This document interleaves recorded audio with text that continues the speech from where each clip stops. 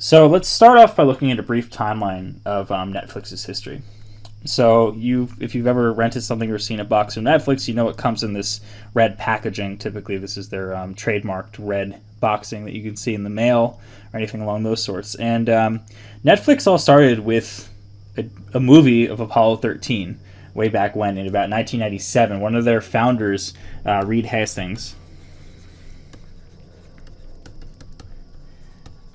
had rented Apollo 13 out as a movie, and he had already been 6 weeks late on returning it, and so he had racked up already a large sum of late fees.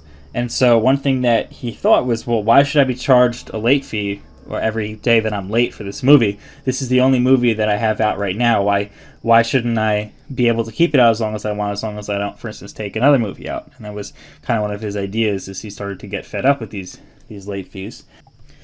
So in that same year, as a matter of fact, in 1997, Netflix was founded, and they started off with their standard DVD rental service.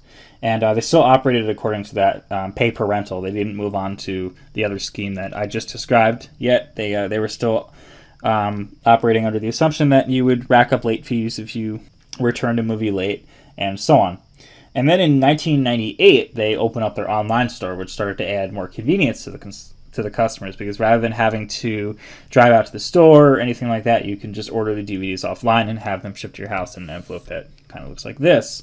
And then in 1999, that's when they really made that switch to, rather than pay per rental, to a monthly subscription plan, where you can keep any movie out as long as you want, and you pay Netflix a monthly subscription, however much each month. I'm not sure what their prices are even now, but they have a monthly subscription. Basically, you can keep a certain number of movies, maybe 1, 2, 3, depending on for how long as you want, but you have a limited number that you can keep out at one time, right? So if you had the movie Apollo 13 out and you have it out for 6 weeks, that's okay, but you just can't get a new one until you return that DVD of Apollo 13. And this also works for online stores. Basically, until you ship it back, you can't get a newer DVD back that you want, but you can only have a limited number out at one time. That's the idea. So rather than paying for each rental that you have, right? So paying per rental would be that every DVD you take out, you actually have to pay and have the late fees associated with that. You just pay a monthly subscription. You can keep each of these out as long as you want, but you can only have a limited number amount at one time.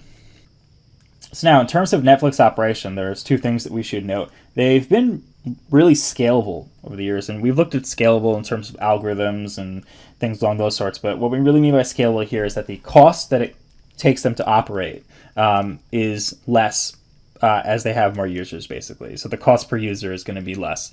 And so basically, if you plot this out, right, and this would be their cost of operation in dollars, say, and then this is the number of people or the number of subscribers that they have, it's going to be a curve kind of like the utility curve that we looked at in the last lecture, right? Kind of like this, right? Where it's going to tip off, and the increase is going to get less as the number of people goes higher and higher. And they're also, in addition to being scalable, they also operate with a lot of stickiness, and that means that customers tend to stay.